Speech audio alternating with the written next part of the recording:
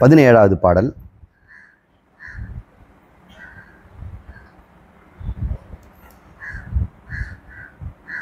உடல் நானே தன்னை உணரார்க்கு உணர்ந்தார்க்கு, உடலளவே நான் தன்னுணரார்க்கு உடலுள்ளே தன்னுணர்ந்தார்க்கு, எல்லையற தான் ஒளிரும் நான் இதுவே இன்னவர்த்தம் பேதம் என எண். இங்கே 2 பேரை சொல்கிறார். ஒரு ஞானி, ஒரு அஞ்ஞானி. இந்த ஞானி தன்னை உடலளவு இருக்கிறவன் தான் சொல்கிறார். நீங்கள் எவ்வளோ சார் அப்படின்னு கேட்டால், நான் ஒரு 64 கிலோ அப்படிங்கிறார். அப்போ அவர் எவ்வளோ சொல்கிறாரு? உடலளவு தானே சொல்கிறாரு. அஞ்ஞானியை கூப்பிட்டு கேட்குறோம், நீங்கள் எவ்வளோ சார் அப்படின்னு கேட்குறாரு. அவர் நானும் 64 கிலோங்கிறார். 2 பேருமே உடம்பளவு தான் இருக்கிறாங்க. ஆனால் ஞானி சொல்கிறான், நான் உடம்புக்குள்ளேயும் இருக்கிறேன், உடம்புக்கு வெளியும் இருக்கிறேன் அப்படின்னு அவர் தெரிஞ்சுக்கிட்டே சொல்கிறார். அஞ்ஞானி சொல்கிறான், நான் உடம்புக்குள்ளே தான் இருக்கிறேன், வெளியே நான் இல்லை அப்படின்னு சொல்கிறான். உடம்புக்குள்ளே இருக்கிறதுனால, நீ எங்கே இருக்கிறீங்கன்னா, நான் கோயம்புத்தூரில் மலுமிச்சம்பட்டியில் இருக்கிறேன் அப்படின்னு உடம்புக்குள்ளே இருக்கிறதுனால சொல்கிறோம். இப்போ ஞானி என்ன சொல்வான், நீங்கள் எங்கே இருக்குது சார்? நானும் மலுமிச்சம்பட்டியில் தான் சார், பக்கத்தில் தான் உட்காந்துருக்கிறேன் அப்படின்னு சொல்கிறார். ஆனால் அவருக்கு தெரியும் நான் எங்கும் இருக்கிறேன். ஆனால் அவனுக்கு தெரியாது நான் இங்கு மட்டும் இருக்கிறேன். அது இப்படி இவருக்கு மட்டும் அப்படி தெரியுதுன்னா, அவரும் உடம்புல தான் இருக்கிறார். உடம்பு 2 பேருக்கும் ஒன்று தான். ஆனால் அறிவில் வித்தியாசம் இருக்குது. இவர் அறிவில் என்ன கண்டுபிடிச்சிருக்கிறார்? தான் எங்கும் இருக்கிறேன் என்று. அப்போ எங்கே இருக்கிறேன்? நீங்கள் வந்து மெட்ராஸுக்கு போகிறதுக்கு ஏன் டிக்கெட் எடுக்கிறீங்க? அவனுக்கு என்ன பதில் சொல்கிறது? அவன் உடம்பு நம்மளை பார்க்குறான். நான் எங்கும் இருப்பேன்னா இதுக்கு ஏன் மெட்ராஸுக்கு போனோம் அப்படின்னு அவர் பதில் சொல்லுவார். ஓ ஆமாம், கரெக்டு தான். அப்புறம் நீங்கள் மெட்ராஸ் டிக்கெட் எடுக்கிறீங்களே அப்படின்னு. யார் எடுத்தானோ அவனுக்கு கேளு. நீங்கள் தான் நான் எடுத்தேன், நான் இல்லை. ஏன் சார் பொய் பேசுகிறீங்க அப்படின்னு. உடம்புளவு இருக்கிறது உண்மைதான், இருந்தாலும் அறிவில் அவர் சொல்கிறார். அதில் இப்படி புரிஞ்சுக்குவோம். நம்ம ஞானிகளை புரிஞ்சுக்கிறது ரொம்ப கஷ்டமாக இருக்குது. காரணம் என்ன? அவங்க 2மாவும் வாழறாங்க. தனக்குள் பரமார்த்த சொரூபமாக பிரம்மம்னும் அவங்க வாழறாங்க. ஆனால் பொதுமக்கள் கிட்ட அது மாதிரி சொல்லிட்டு இருக்க முடியாது இல்லையா? இப்போ உடம்பாகவும் அவங்க இருக்கிறாங்க. ஆனால் அஞ்ஞானிக்கு உடம்பு மட்டும்தான் தெரியும். ஆனால் தன் உள்ளிருக்கின்ற எங்கும் இருக்கின்ற ஆத்மா பற்றி அவனுக்கு தெரியாது. அந்த ஆத்மா பற்றி தெரியும், ஆனால் அந்த ஆத்மா உடம்பளவு தான் இருக்குதுன்னு தெரியும். இப்போ 2 பேர் இருக்கிறாங்க. தொலைவில் வந்து தண்ணீர் இருக்கிற மாதிரி தெரியுது. 2 பேரும் தாகத்தில் கஷ்டப்படுறாங்க. அது ஒரு பெரிய பாலைவனம். ரொம்ப தூரம் நடந்துட்டாங்க. கிராமம் வரா மாதிரியும் தெரியல. அங்கே பாருங்கள், தூரத்தில் தண்ணி தெரியுது. ஓடி போய் ஒரு மொண்டு குடிச்சிட்டு வந்துடலாம் சார். அங்கே போய் கொஞ்சம் நிழல் இருக்கலாம், இருந்துட்டு தண்ணி குடிச்சிட்டு இந்த வெயில் தாங்க முடியலைங்கிறான். அவனுக்கும் அங்கே தூரத்தில் தண்ணீர் தெரியுது, அறிவாளிக்கும் தண்ணீர் தெரியுது. ஆனால் இவர் என்ன சொல்கிறாரு? குழந்தை, அங்கே போய் நேரத்தை வேஸ்ட் பண்ணாதப்பா, அது தண்ணி இல்லைங்கிறாரு. என்ன சார் நீங்கள் தெரியுதுங்களா? நல்லா தெரியுது தண்ணி. அப்புறம் நீங்கள் ஏன் போக வேண்டாங்கிறீங்க? அது தண்ணி இல்லைங்கிறார். 2 பேருக்கும் உணர்வில் ஒன்றாகத்தான் தெரியுது. ஆனால் அறிவில் இவன் சொல்கிறான் அது தண்ணி இல்லைன்னு, இவன் சொல்கிறான் அது தண்ணி இருக்குதுங்கிறான். எது உண்மை நீங்களே சொல்லுங்க. உணர்வா அறிவா? உணர்வு சொல்வது தவறு, அறிவு சொல்வது தான் கரெக்டு. அறிவு சொல்கிறத நம்புறவன் பொழைச்சிக்கிட்டான். உணர்வு நம்புறவன் அது தேடிக்கிட்டே வாழ்ந்து போவான். காணல் நீர். இந்த உலகமும் நமக்கு உணர்வு தருவதனால உணர்வுகளெல்லாம் உண்மைன்னு நினைக்கிறோம். சார் உணர்ந்து பார்த்தேன் சார். நம்ம உடம்பை உணர்கிறோம். இந்த உடம்பை உணர்ந்ததுனால இந்த உடம்புல இருக்கிற சுகத்தை உணர்கிறோம். இந்த சுகம் தருகின்ற பொருளை உணர்கிறோம். பொருள் தருகின்ற மக்களை நம்புகிறோம். எல்லாரும் உணர்வின் அடிப்படையில் உண்மை உண்மை அப்படின்னு சொல்கிறோம். உணர்வு இருக்குது, அதனால தான் உனக்கு துன்பமும் வருது. ஞானி சொல்கிறான், உணர்வையும் தாண்டி அறிவு ஒன்று இருக்குதப்பா. அறிவு சொல்வதை நிம்பு, கண்ணை நம்பாதே, உன்னை ஏமாற்றும் நீ காணும் காட்சி. அறிவை நீ நம்பு, உள்ளம் தெளிவாகும், அடையாளம் காட்டும் அப்படின்னு ஒரு பாட்டு. கண்ணை நம்பாதே, கண்ணு உணர்வு தான் தரும். அறிவை நீ நம்பு. அப்போ அங்கே தண்ணி இருக்குதுங்கிறது கண்ணு காட்டுது, உணர்வு சொல்லுது உண்மைன்னு. ஆனால் அறிவு சொல்லுது அங்கே இல்லைன்னு. அப்போ அறிவை தான் நம்ம எப்பவுமே இருக்கணும். இந்த பூமி சுத்துற மாதிரியா தெரியுது உங்களுக்கு? ஆனால் 1 மணிக்கு 1000 கிலோமீட்டர் வேகத்தில் சுற்றிட்டு இருக்கு. தன்னைத்தானே சுற்றுது. இப்போ சூரியனை வேற அது பயங்கர வேகத்தில் சுற்றிட்டு இருக்குது. அதை சேர்த்தோம் சொன்னால் 1,00,000 கிலோமீட்டர் கூட ஆகிடும். 1 மணிக்கு 1,00,000 கிலோமீட்டர் வேகத்தில் பறகுது அது. நம்ம பத்திரமா இங்கே கட்டணத்தில் உட்காந்து பேசிகிட்டு இருக்கிறோம். உணர்வு என்ன சொல்லுது? இது சுத்தலை, நகரலைங்குது. அறிவு என்ன சொல்லுது? இது அத்தனை வேகத்தை சுற்றுதுன்னு. இதில் ரெண்டுத்தில் எது உண்மைன்னு நீங்கள் சொல்லுங்கள். அறிவு தான் நம்ம நம்புகிறோம், அதை வச்சு தான் நம்ம பிழைக்கிறோம். ஸ்ரீஹரிகோட்டாவில் நம்ம எப்போவுமே நம்ம கிழக்கு நோக்கி ராக்கெட் விடுறோம். ஏன்னா அது அந்த நோக்கி இது சுற்றுது பூமி. அப்போ அது சுற்றுற திசையிலே ராக்கெட் விட்டால் நான் கொஞ்சம் ஃபோர்ஸ் கிடைக்குது. எதிர் திசையில் விட்டோம்னா என்ன ஆகும்? டபுள் மடங்கு ஃபியூவல் அதுக்கு எக்ஸ்பெண்ட் ஆகும். அதனால் என்ன பண்ணுறாங்க, பூமியினுடைய வேகம் மத்திய கோட்டில் தான் அதிகமாக இருக்கும், மையத்தில். துருவத்தில் அது சுற்றுமா? துருவத்தில் சுற்றுறதே தெரியாது. அதனால தான் துருவத்தில் துருவ நட்சத்திரம்னு அசையலைன்னு சொல்கிறோம். இதுதான் பூமின்னா. இது சுற்றுதுன்னா இங்கே இருக்கிறது தானே வேகமாக சுத்தம், இந்த மையக்கோட்டில் இருக்கிறது. ஆனால் இங்கே இருக்கிறது எப்படி சுத்தம்? எப்படி சுற்றினாலும் அங்கேயே தான் இருக்குது. இப்போ இங்கே போக போக போக வேகம் அதிகமாக இருக்கும். அப்போ ராக்கெட்டை இங்கேருந்து விட்டால் நல்லதா இல்லை இங்கேருந்து விட்டால் நல்லதா? இங்கேருந்து விட்டோம்னா இந்த சுற்றுற வேகத்தோடு சேர்ந்து வேகும். இப்படி சுற்றும் பொழுது நம்ம ராக்கெட் இப்படி விட்டோம்னா என்ன ஆகும்? அதனுடைய பலம் பாதி குறைஞ்சிடும். அப்போது ராக்கெட்டுக்கு அதிகமான பலம் கிடைக்கிறதுக்கு எங்கே விட்டால் நல்லது, எந்த திசையில் விட்டால் நல்லதுங்கிறத அறிவு தான் சொல்லும். உணர்வு என்ன சொல்லுது? பூமி அசையாமல் தான் இருக்குது, எங்கேருந்து விட்டான்னையா? எதுக்குயா இங்கே இருந்துட்டு அங்கே பிரிட்டிஷ் கொலம்பியான்னு ஒன்று இருக்குது. கொலம்பியா 2 இருக்குது. பிரிட்டிஷ் கொலம்பியா இருக்குது, மெக்சிகோவுடைய ஒரு சொத்த கொலம்பியா இருக்குது. இப்போ அமெரிக்காக்காரன் அவனுடைய ராக்கெட்டை எங்கேயோ செய்கிறான். ஆனால் ஏவு விடுறதுக்கு இங்கே வரான், ஃப்ரெஞ்சு கயானாக வரான், இல்லை ஃப்ரெஞ்சு அதனால் மெடிட்டேரியன் ரீஜனில் இருக்குது. நாமளும் சில சமயம் அவங்ககிட்ட தான் கொடுக்குறோம். நாமளும் கிட்டத்தட்ட ஒரு நல்ல இடமா பார்த்து கடற்பக்கத்தில் ராக்கெட்டு தப்பாக விழுந்தால் கூட கடலில் விழுந்தால் நல்லதுங்கிறதுனாலையும் அந்த இடத்த தேர்ந்தெடுக்கிறோம். அறிவினால தான் தேர்ந்தெடுக்கிறோம். அறிவிலான்னு சொல்லலாம் எங்கேருந்து விட்டால் என்ன, எதுக்கு அவங்க நாட்டில் போய் நம்ம விடணும்? எதுக்கு எங்கள் வீட்டிலேருந்து என் காசை கொடுத்துட்டு என் ஆந்திராவில் கொண்டு போய் விட்டுற? நாங்கள் செய்கிற அந்த நாடு. உணர்வில் நீங்கள் எது உண்மையை பார்க்க. ஆனால் உணர்வு சொல்லுது சூரியன் தோன்றி மறையுதுன்னு, அறிவு சொல்லுது சூரியன் தோன்றுவது இல்லை மறையுது. இது என்னையா இது? உணர்வுக்கும் அறிவுக்கும் இவ்வளோ பெரிய பேதமா? என்னைக்கு தான் உணர்வு அறிவும் ஒன்றா போகும்? ஒன்றாகவே போகாது. அறிவு சொல்லுது நீ எங்கும் இருக்கிறாயின்னு, உணர்வு சொல்லுது இந்த கட்டையில் தான் கிடக்கிறேன். இந்த கட்டையை என்ன பண்ணுறது? அவர் எங்கே இருக்கிறா, அது அந்த கட்டை அங்கே இருக்குது அப்படின்னு. அறிவு சொல்லுது எங்கும் இருக்குது. ஆனால் அறிவுக்கு பலமே இல்லையே, உணர்வுக்கு தானே பலம் இருக்குது. ஒருவன் தன்னை ஞானி எங்கும் இருப்பவன் கண்டுபிடிச்ச பிறகு கூட இந்த நான் என்கின்ற உணர்வு சித் மாத்திரம், அதில் இருக்கிற சிந்தனைகளெல்லாம் நீக்கிட்டோம்னா சித் மாத்திரம் தானே, சிந்தனைகள் தானே உன்னை இவன் அவன் அதுன்னு காட்டுது. சிந்தனைகளை நீக்கிட்டு சித் மாத்திரமாக இருந்து பாருங்களேன், அந்த சின்முத்திரத்தில் இருக்கக்கூடிய பகவான் தானே நாம. அவர் அதானே, அது பேர் சின்முத்ரான்னு பேர். தட்சிணாமூர்த்தி இது பேர் சின்முத்ரா. நான் சைதன்யம் மாத்திரம் அப்படின்னு காட்டுறார். இந்த மூன்றும் இல்லை. அவித்யா, காம, கர்மம், இந்த மூன்றும் இல்லாத போயிடுச்சுன்னா அங்கே சித்துன்னு நீ இது ஜீவன், இது கடவுள், எல்லாத்துக்கும் விலகிறது பாருங்க.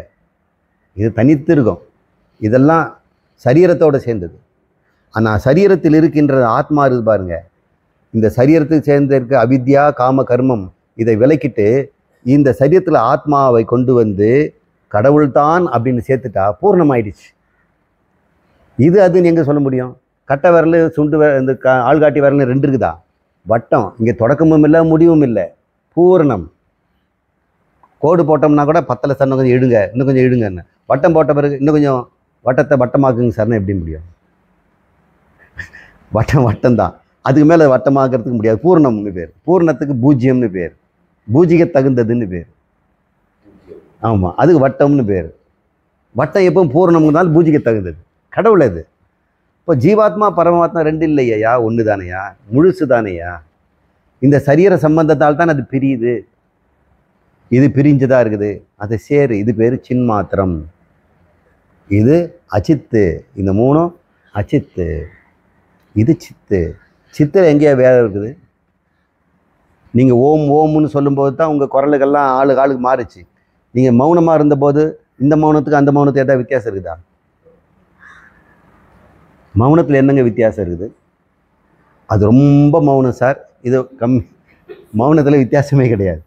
அப்போ மௌனம் தான் நானுன்னா இங்கே இருக்கிற நானெல்லாம் ஒரு நான் தானே. அப்போ இந்த இடத்துல ஒரு தும்பி, இந்த இடத்துல ஒரு கரப்பாம்பூச்சி மௌனமாக இருந்ததுன்னா அங்கே யார் இருக்கிறது? நானுங்கிறது கடவுள் தானே.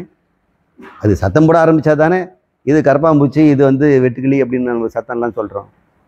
எல்லாமே சிந்தனைகளாலும் எண்ணங்களாலும் தான் நாம் அகங்காரியாக இருக்கிறோம். அகங்காரத்திலேருந்து ஆத்மா போகிறதுக்கு ரொம்ப தூரமெல்லாம் இல்லை, அதுவே தான் ஆத்மா. உன்னுடைய பாழா போன எண்ணத்தை விட்டால் போதும். எண்ணம் போல் வாழ்வுங்கிறோம். நல்ல எண்ணம்னா நல்ல அகங்காரமாக இருக்குது. இந்த சாஸ்திரத்தை படித்து இந்த எண்ணத்தை ஒழுங்காக நானுங்கிற கடவுள் மேலே போட்டால் எண்ணம் போல் வாழ்வு, பிரம்ம வாழ்வு கிடைக்குது. இல்லைன்னா வேறு சாஸ்திரத்தெல்லாம் படித்து அதுவாகணும் இதுவாகணும் அப்படின்னா அது போல் ஒரு வாழ்வு கிடைக்கிறது. தன்னை எதுவாக எண்ணுகிறானோ அது மாதிரி வாழ்ந்து தொலைக்கிறான். தன்னை கடன்காரன்ற என்றவன் கடனாகவே இருக்கிறான். பிழைக்க தெரியாதவனும் பிழைக்க தெரியாதவன் இருக்கிறான். நான் பயந்தாங்கோலின்னு என்றவன் பயந்தாங்கோலியாக இருக்கிறான். நான் தீரன்னு நினைக்கிறவன் தீரனாக இருக்கிறான். எண்ணங்கள் தான் எல்லாமே இருக்குது. ஆனால் உண்மையிலே எல்லா எண்ணங்களுக்கும் ஆதாரம் எதுன்னு பாருங்கள். எண்ணத்திற்கு ஆதாரம் எது? சித் என்று சொன்னால் எண்ணங்கள் தான் இந்த உலகம்னு சொன்னால் அந்த உலகம் எல்லாம் எண்ணத்தில் அடங்கும். எண்ணம் அடங்கிவிட்டால் உலகமும் போய்விடுகிறது, எண்ணமும் போய்கிறது. ஆனால் அதுக்கு ஆதாரமாக இருக்கின்ற நான் இருக்கிறேன்.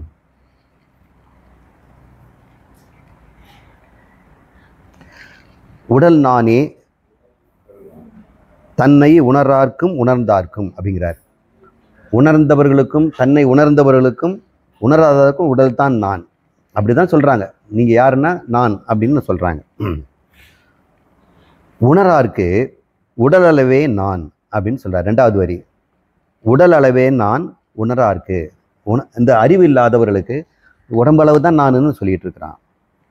இன்னொருத்தன் உணர்ந்தவன் சொல்கிறான், உடலுக்குள்ளே தன் உணர்ந்தார்க்கு, தன்னை உணர்ந்தார்க்கு, உடலுக்குள்ளே இருக்கின்ற நான் என்ற உணர்வு இருக்கிறதே, அந்த நான் கடவுள்னு நான் மறுபடியும் திருப்பி சொல்கிறேன். நீங்கள் ஒத்துக்குங்க. வீட்டுக்கு மனுஷனாக போகாதீங்க, கடவுளாக போங்க. நான் என்பது கடவுள் தான். கடவுள்ன்ற நினைப்போட கதவை திறந்து வீட்டுக்குள்ள ஜனங்க குழந்தைகளோட பேசுங்களேன். எப்படி இருக்கும் அந்த பேச்சு? உங்களுடைய எதிரியே வரானிக்கிறேன், நீங்கள் கடவுளாக போங்களேன். சாமியை சொல்லிட்டாரு, நானுங்கிற ஒரு கனவுன்னு பிறகு எனக்கு எப்படிங்க அவன் எதிரியாக இருப்பான்? அவன் எப்படி எதிரியாக இருக்க முடியும்? என் கோபத்தை எப்படி உண்டாக்குவான் அவன்? கடவுளுக்கு கூட கோபம் வருமா? அது உடம்பளவு இருந்தான்னா தான் கோபம் வந்துடும் கட்டாயம். என்னை இடிச்சிட்டு போகிறான், பார்த்தும் பார்க்காம போகிறான் அப்படின்லாம் நம்ம சொல்கிறோம். கடவுள் நினச்ச உடனே ஐயோ நான் பெற்ற குழந்தைங்களா, இவன் உடம்புல நான் தானே இருந்துட்டு அவன் துன்பப்பட்டு இருக்கிறேன், இவனுக்கு தெரியலையே, நான் பிழைச்சிக்கிட்டேன் இவன் பிழைக்கலையே அப்படின்லாம் நம்ம பார்க்கும்போது அன்பும் பரிதாபமும் இரக்கமும் கருணையும் விட்டு கொடுக்கறதும் தயையும் தாட்சண்யமும் தானே நமக்கு வரும். எங்கேருந்து போட்டியும் பொறாமமும் கோபமும் குரோதமும் பழிவாங்குதலும் வரும்? இந்த பாழா போன எண்ணங்களும் உடம்பும் நானுங்கிறது வரைக்கும் தானே. இப்போ நான் என்பதை கடவுள் என்று எடுத்துக்கொள்ளுங்கள். நம்ம உடலுக்குள்ளே இல்லைங்கிறார்.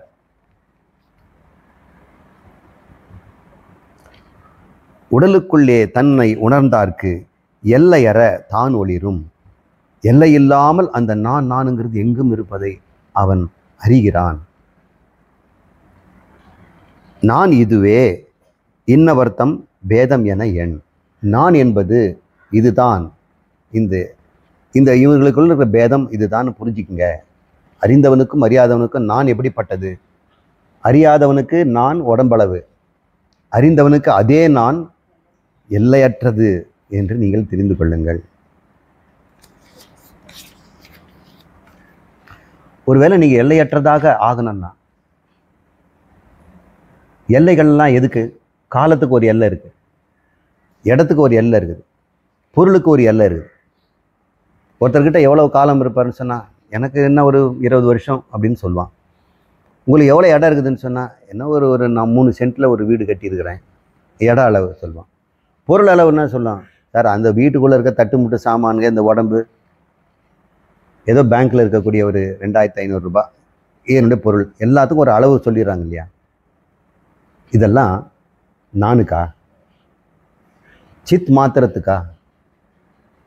சித் மாத்திரத்து தான் எங்கும் இருப்பதாச்சு. அந்த சித்து தான் எல்லா புழு பூச்சிலையும் ஒரே மாதிரி தானே இருக்குது. எண்ணங்களுக்கு தானே இது. அப்போ உன்னுடைய எண்ணம் எப்படிப்பட்டதோ அந்த மாதிரி நீ இருக்கிற. நீ யாருன்னு கேட்டோம்னா தன் எண்ணங்களை தான் சொல்கிறார். கடந்த கால வாழ்க்கையில் நினைவுகளெல்லாம் சேர்த்து ஒரு பண்டிலாக்கி வச்சிருக்கிறோம். ஒவ்வொருத்தரும் எண்ணங்களை சேர்த்து ஒரு கதை உண்டாக்கியிருக்கிறோம். ஒவ்வொருத்தர் வாழ்க்கையும் ஒரு கதை. அந்த கதையை தான் மாற்றி மாற்றி எழுதிட்டு இருக்கிறோம். போன பிறவில் ஒரு கதை எழுதணும், அதுக்கு முன்னாடி ஒரு கதை. அந்த கதையை முடிச்சு வையா அப்படின்னு சொன்னோன்னா விட மாட்டேங்கிற. இந்த உடம்பு எடுத்து மறுபடியும் கதையை தொடர்றோம். இந்த உடம்பு போன பிறகு புது கதை எழுதுவேன்றான். எங்கே புது கதை? பழைய வாசனையில் அதே கதை தான் வருது. அதே கதை தாங்க, மாற்றி மாற்றி எடுக்கிறாங்க. மொழி தான் மாற்றிட்டாரு. அது முதல்ல ஹிந்தியில் எடுத்தாங்க, இப்போ தமிழில் எடுத்துருக்குறாங்க, மலையாளத்தோட எடுத்துருக்குறாங்களாம். ஒரே சமயத்தில் 5 மொழியில் எடுத்துருக்குறாங்களாம். நாம் அதான் பண்ணுறோம். தமிழனா பிறகுறோம், தெலுங்குனா பிறகுறோம், மலையாளியாக பிறகுறோம். கதை ஒன்று தான். இந்த கதையை யார் எழுதுறது? என் தலையில் எழுதி வச்சானா? நீ தான் உன் கதையை எழுதிட்டு இருக்கிற. நான் இதுவாவேன் அதுவாவேன் அப்படின்னு. இது ஒரு பெரிய தொடர்கதை.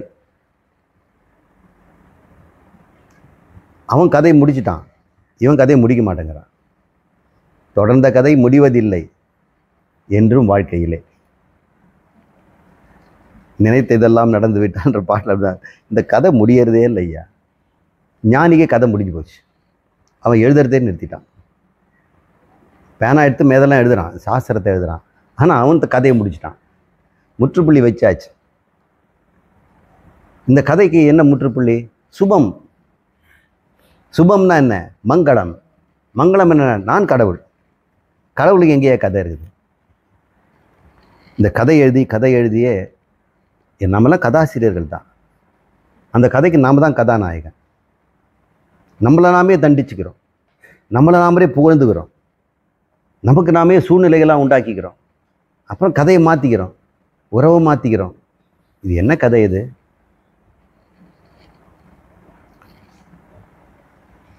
இந்த உண்மை அறிந்தவருக்கு உலகினுக்கு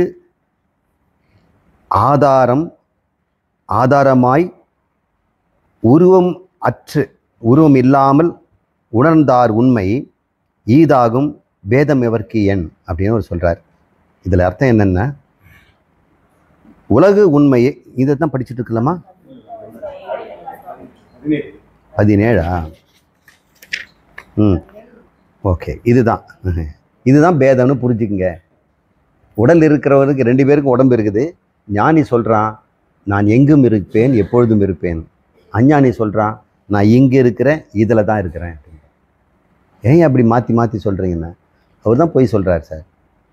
அவர் எங்கும் இருப்பாருன்னு அவர் சொல்கிறாரு. பாருங்கள், எங்கே தான் இருக்கிறாரு. எங்கும் இருப்பாருன்னா ஏன் வாயில் ஊட்டலாமில்ல? அவர் வாயில் தானே ஊட்டிக்கிறாரு. இப்போ அவர் அங்கே இருக்கிறனால கை அங்கே போகுது. நான் எங்கே இருப்பேன்னு சொல்லி எங்களுக்கெல்லாம் கொடுக்கலாமில்ல அப்படின்னு. உணர்வில் அவர் உடம்புல தான் இருக்கிறாரு, அறிவில் அவர் எங்கும் இருக்கிறார். அறிவுக்கு சோறு கொடுக்கணுமான்னு கேளு. அறிவுக்கு சோறு கொடுக்கணும்னு சொன்னால் அவர் எல்லா இடத்துக்கும் கொடுத்துருவார். ஆனால் உணர்வு தானே அவர் சோறு கொடுக்குறாரு. ஆனால் உணர்வு உடம்புக்குள்ளே தானே இருக்குது. உடம்பளவு தான் உணர்வு. அறிவு உடம்பையும் மீறியதாகத்தான் இருக்கிறது.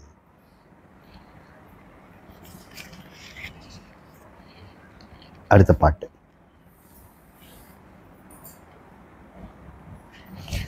உலகு உண்மையாகும் உணர்விலார்க்கு உள்ளார்க்கு. முதல் பாடல் மாதிரியே தான் சொல்கிறார். அங்கே முதல்ல உடம்பை சொன்னார், இங்கே உலகத்தை சொல்கிறார். இந்த உலகம் உண்மையாகும். எல்லாரும் இந்த உலகம் உண்மைன்னு சொல்கிறாங்க. உணர்வு எல்லாருக்கும் உணர்வு உடையவருக்கும். உணர்வுங்கிற ரெண்டு சொல்கிறாருன்னா, தன் உணர்வு. எல்லாருக்கும் தன்னிடம் ஒரு உணர்வு இருக்கிறது, நான் என்ற உணர்வு. அந்த உணர்வு யாதென்று அறிந்தவனுக்கு உணர்வு உடையவன். அந்த உணர்வு யாதென்று அறியாதவன் ஒருத்தர் இருக்கிறான்.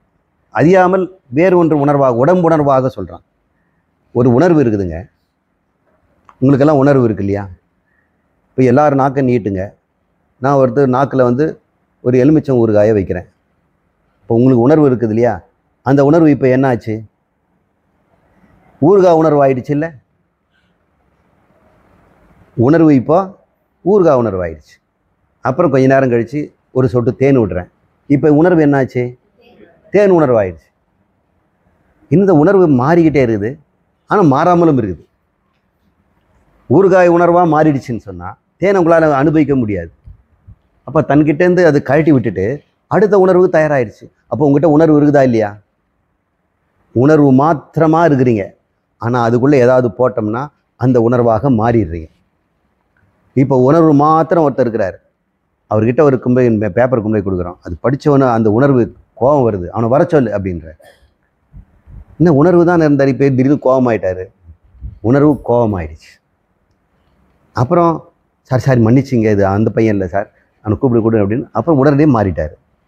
இந்த உணர்வு கரெக்டாக நீங்கள் புரிஞ்சுக்குங்க. அது எப்பொழுதுமே வேறு எந்த உணர்வும் இல்லைன்னா, இப்போ ரெண்டு சொல்கிறேன். உணர்வு மாத்திரம்னா கேவல உணர்வு, அது மாத்திரம் எந்த தொந்தரவும் கொடுக்கலையே. ஆனால் அதில் கொண்டு போய் நாக்கு மூக்கு கண்ணில் ஏதாவது போட்டாதானே அது அண்ணன்ன மாதிரி மாறிடுது. மாறிச்சான்னு கேட்டோமா? இல்லையே. ஏன்னா அடுத்ததும் வேற ஒன்றாயிடுது. அப்போது உருமாறிக்கிட்டே இருக்குதான்னா அதுவும் இல்லை. கொஞ்சம் யோசனை பண்ணி பார்த்தீங்கன்னா இந்த உணர்வு எப்பொழுதும் மாறாமல் இருக்கிறது. ஆனால் அந்த உலகத்தோடு சம்பந்தப்படும் பொழுது, உலக உண்மைன்னு நினைக்கும் பொழுது அந்த உணர்வு உலகமாக மாறிடுது. கெட்ட உலகம் பாயுது, நல்ல உலகம் இது, நல்ல மக்கள், இது நல்ல உணவு, இது கசக்கு, இதெல்லாமே உணர்வு கிட்டேருந்து இந்த உலகத்துடைய சம்பந்தத்தினால அது அப்படி இருக்குது. தான் மாத்திரமா அந்த உணர்வை நீங்கள் கவனித்து பாருங்களேன், ஆனந்தமாக சாந்தமாக இருக்குது. அந்த உணர்வுக்குள்ள கோபம்னு வந்த பிறகு தான் ரத்த கொதிப்புலேருந்து எல்லாம் உண்டாகுது. பயம்னு வந்துடுச்சுன்னு சொன்னால் ரத்தமே சுண்டி போயிடும், அப்படியே மஞ்சளாயிடுறான், வெள்ளையாயிடுறான். உணர்வு மாத்திரம் இருந்ததுன்னா அவன் பச்சை குழந்தை மாதிரி இருக்கிறான். இந்த உணர்வு மாத்திரம் இருக்கிற ஜனங்களை போய் பாருங்களேன், அப்படியே புன் சிரிப்போட பூவை பார்க்குறாங்க, செடியை பார்க்குறாங்க, மனிதர்களை பார்க்குறாங்க, எல்லாரையும் பார்க்குறாங்க. அவங்க முகத்தில் எந்த பயமோ கலக்கமோ பொறாமையோ ஆசையோ வெறுப்போ காணுமே. நம்மளால் ஏன் இருக்க முடியல? கண்ணு மூக்கு வழியாக ஏதோ உள்ளே போகுது. உள்ளே போனோன்னா உணர்வை கலக்குன்னு கலக்குது. இந்த உணர்வு கலங்கியவர்களுக்கு இந்த உலகம் உண்மையாயிடுது இல்லையா? உணர்வை அறிந்தவனுக்கு இந்த உலகம் கலக்குமான்னு சொல்லுங்க. அவனுக்கு இந்த உலகம் பொய்ன்னு சொன்னாக்கா, பொய்யா இருந்தா என்ன உண்மையாக இருந்தா என்ன, எனக்கு ஒரு பிரச்சனையும் இல்லை. என்னை கலக்குனா தானே எனக்கு பிரச்சனை. அப்போ தானே அது உண்மைன்னு சொல்லுவோம். சார் பயம் வந்துடுச்சு சார், எப்படி சார் அது பொய்ன்னு சொல்கிறீங்க?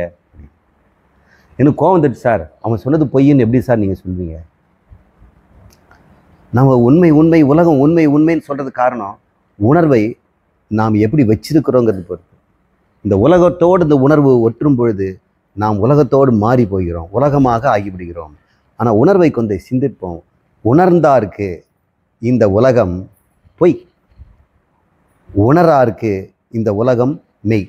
அப்போ நான் உணர்ந்தார் யார், உணரார் யார்? உணர்வை உணர்ந்தவர். உன்னிடம் இருக்கின்ற நான் என்கின்ற உணர்வை சித் மாத்திரம், உணர்வு மாத்திரம், அது சாந்தம், ஆனந்தம், திருப்தி, நிறைவு என்ற உணர்வு தான் அதனுடைய இயல்பான நிலை. நீங்கள் கோவப்பட்டுட்டீங்கன்னா நான் மாறிட்டேன்னு தானே சொல்கிறீங்க. தயவுசெய்து எனக்கு கோவத்தை மூட்டி எனக்கு கெடுக்காதீங்கன்னு தானே சொல்கிறீங்க. அப்புறம் நீங்கள் பழையபடி கோவம் போன பிறகு நீங்கள் என்ன ஆனீங்க? உங்கள் நிலைக்கு வந்துட்டீங்க இல்லையா? அப்போ நம்ம என்ன சொல்கிறோம்? ஸ்வஸ்தமாயிட்டீங்களா சார்?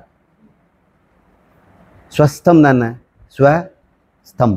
ஸ்தன்னா இருக்கிறது, ஸ்தன்னா இருக்கிறது, ஸ்டெபிலிட்டி, அந்த ஸ்டே என்ற வார்த்தை இங்கேருந்து தான் வருது. ஸ்தா எதுவாவது ஸ்டேபிள், ஸ்டெபிலைசர், ஸ்தாவரம், ஸ்தாபனம் எல்லாமே ஸ்டெபிலிட்டி.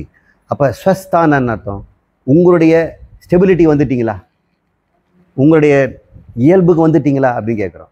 அப்போ உங்களுடைய இயல்பு வந்துச்சுன்னா என்ன அர்த்தம்? ஈன்னு இடிக்கிறோம். அப்போனா உங்கள் இயல்பு என்ன? ஆனந்தமும் புன்சிரிப்பும் தானே. அதுலேருந்து கோபம் வந்தால் தானே நீங்கள் இயல்பை மீறிட்டீங்க. அப்போ பயம் நம்ம இயல்பா, கோபம் நம்ம இயல்பா, பொறாமை நம்ம இயல்பா, பழி வாங்கிறது நம்ம இயல்பா? இல்லையே. நம்ம இயல்பு இல்லாதது நம்ம ஏன் எடுத்துக்கிறோம்?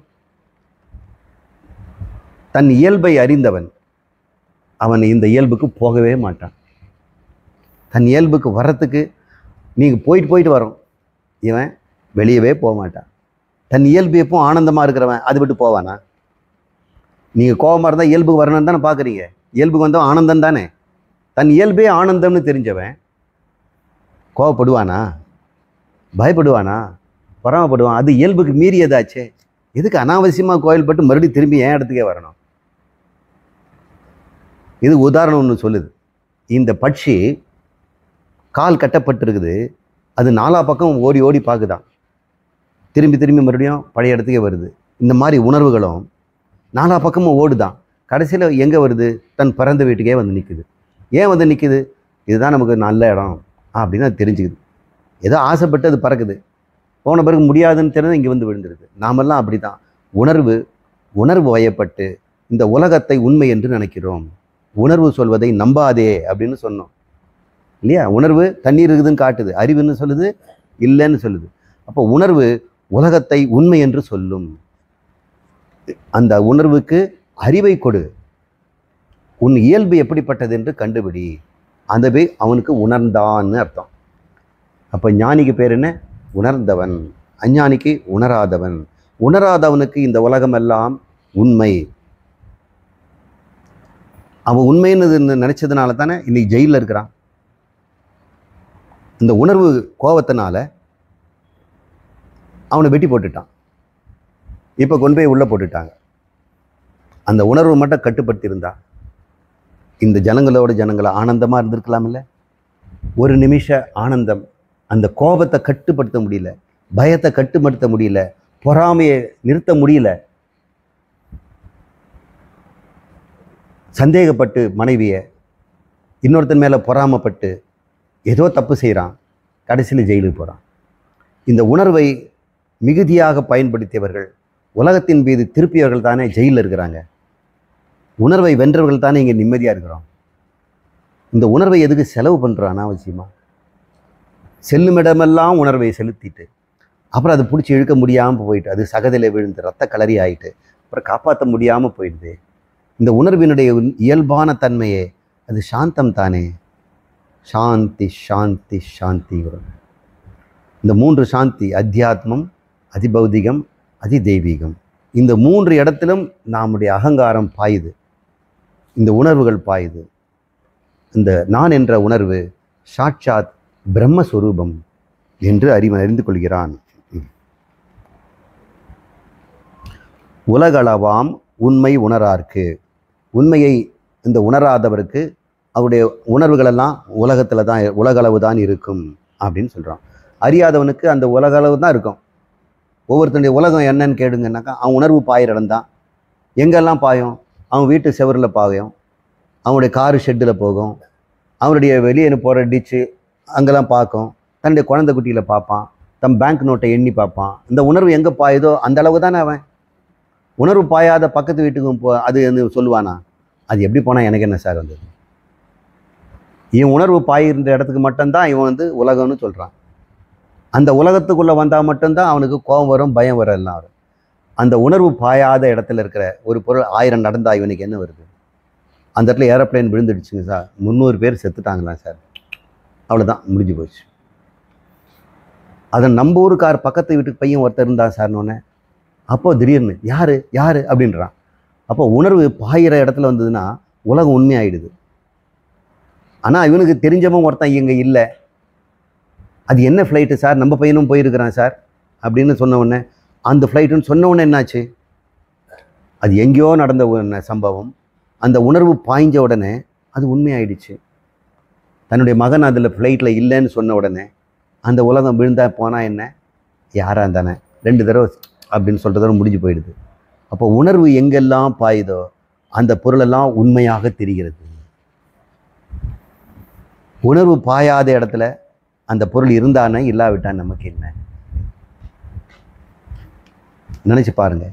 உங்களுக்கு எங்கெல்லாம் துன்பம் வருதெல்லாம் எங்கெல்லாம் உணர்வு பாயுதாங்க தான். உணர்வு பாயாத இடத்துல எது நடந்தாலும் உங்களுக்கு கவலை இல்லை. அங்கே முருங்கை மரத்தை உடைச்சாங்க, உங்களுக்கு என்ன கவலை? ஆனால் உங்கள் தோட்டத்தில் உடைச்சாங்கன்னா யாரவன் கேட்காம எடுத்தாங்க, எடுத்துகிட்டு போகட்டும், எல்லாருக்கும் தான் இருக்குது, ஆனால் ஒரு வார்த்தை சொல்லியிருக்கலாம் இல்லை அப்படின்னு சொல்கிறோம். அங்கே ஒரு பெரிய அகங்காரம், நம்மளுக்கு மரியாதை இல்லாமல் எடுத்துகிட்டு போயிட்டாங்களே. அது இந்த காம்பவுண்டு கலர் இருக்கிறதுனால, அது காம்பவுண்டு தாண்டி அந்த பக்கம் போயிடுச்சுன்னா அவன் சொல்ல உங்கள் இலையெல்லாம் இங்கே வந்து விடுது சார் அப்படின்னு அவன் வெட்டுவேங்கிறான். இதுதான் என் உணர்வு அப்படி இருக்குது. அதே மரத்தை இவன் இந்த உணர்வு வெட்டாதேங்கிறான், அவன் வந்து வெட்டுவேங்கிறான். அந்த மரம் என்ன பாவம் பண்ணுச்சு? அந்த மரத்தில் எனதுங்கிற உணர்வு இங்கே போயிடுது, அவனுக்கு அவனதுன்ற உணர்வு அங்கே இருக்குது. இந்த உணர்வு உலகத்தை உண்மை என்று சொல்லும். எப்போ சொல்லும்? தன்னுடைய இயல்பை மீறினால் இந்த உலகம் உண்மை. தன் இயல்புக்கு அந்த உணர்வு வந்து அடங்கிடுச்சுன்னு சொன்னால் எங்கே அடங்குங்க? உணர்வு எங்கேருந்து புறப்பட்டது அங்கே தான் அடங்கும். எங்கேருந்து புறப்பட்டதுன்னு பாருங்கள். உங்களுடைய சைதன்யத்தில் சித்திலேருந்து கேவல உணர்வாக இருக்க ஆத்மாவிலேருந்து தானே அது வந்திருக்கணும். ஆத்மா கடவுள் தானே. கடவுளுக்கு போய் இந்த உணர்வு வரலாமா? கடவுள் எப்பொழுதுமே சாந்த சுரூபியாச்சே. பிரசன்னவதனம் தியாயேது அப்படிங்கிற பிரசன்னவதனம். அந்த பிள்ளையார் முகம் வந்து அப்படி குழந்தையாக சிரிக்குதான், பிரசன்னவதனம். அப்படிப்பட்ட உணர்வு அவர்கிட்ட இருக்குது. ஏன்னா சந்திரபிம்பம் மாதிரி முகம் இருக்கிறது, சசிவர்ணம், பிரசன்னவதனம். இப்போ உள்ளுக்குள்ள மனம் உணர்வு சாந்த விருத்தியில் இருந்ததுன்னா அது கடவுளாகவே இருக்குது. எப்போ இந்த உணர்வோ இந்த உடம்போடு சம்மந்தப்பட்டுடுச்சோ அந்த உணர்வு, அது அப்படியே அழுக்காயிடுது. இந்த உடம்பு நானுங்கிற உணர்வு வந்த உடனே என்னென்ன திமிரு வருது, என்னென்ன கோபம், என்னென்ன பொறாமை. இந்த உடம்பு உணர்விலிருந்து நாம் விடுபட்டு கொஞ்சமாவது கடவுள்கிட்ட இருக்கக்கூடாதா? உங்ககிட்ட இருக்கக்கூடாதா? ஸ்வஸ்தமாக இருக்கக்கூடாதா? எல்லாம் ஸ்வஸ்தமாகிறது தானே விரும்புகிறோம்.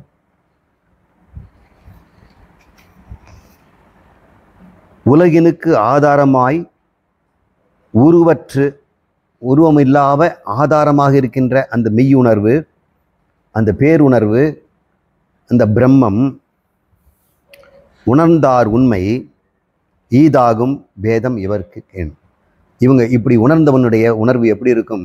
இது தான் உணராதவனுக்கும் உணர்ந்தவனுக்கும் வேற்றுமை என்று தெரிந்து கொள் அப்படின்னு பகவான் சொல்லியிருக்கிறாரு. மீதி நம்ம அடுத்த வகுப்பில் பார்ப்போம்.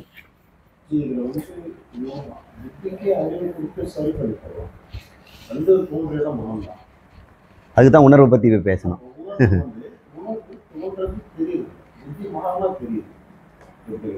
உணர்வு வந்து அந்த சூழ்நிலை தகுந்த மாதிரி நம்ம கண்ட்ரோல் நம்ம கையில் இல்லை, நம்ம பண்ண முடியும்.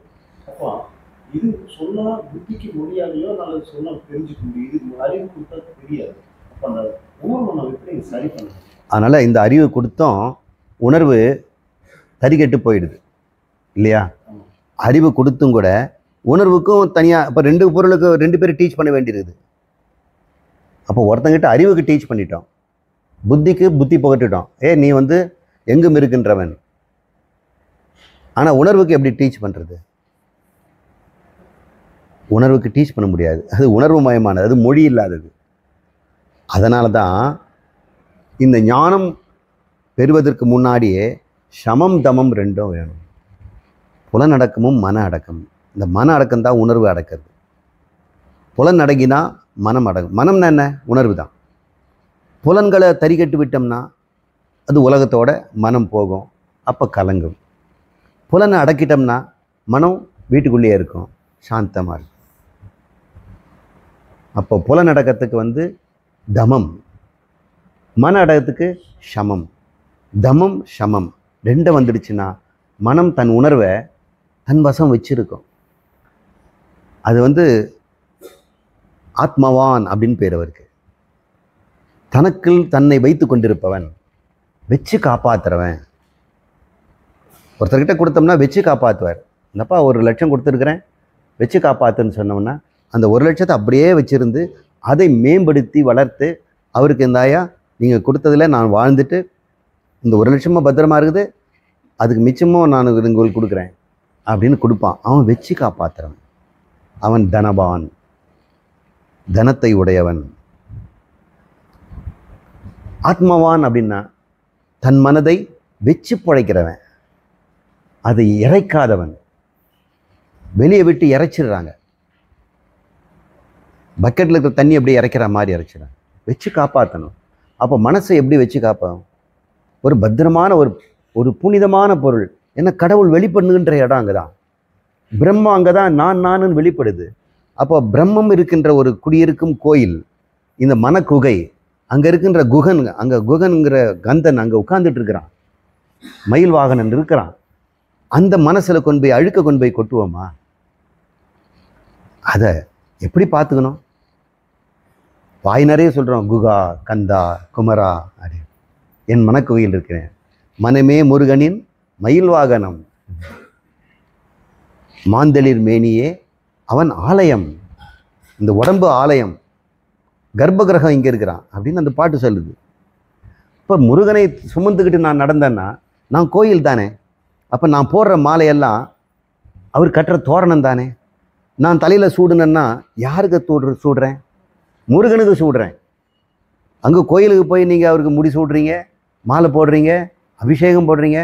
நீங்கள் உங்கள் சரீரத்துக்கு போடுங்க, அது உள்ள முருகன்னு தெரிஞ்சு அவனுக்கு அழகுபடுத்துங்க. நெத்தியில் அவனுக்கு தலையில் சூடுங்க, காதில் சூட்டுங்க.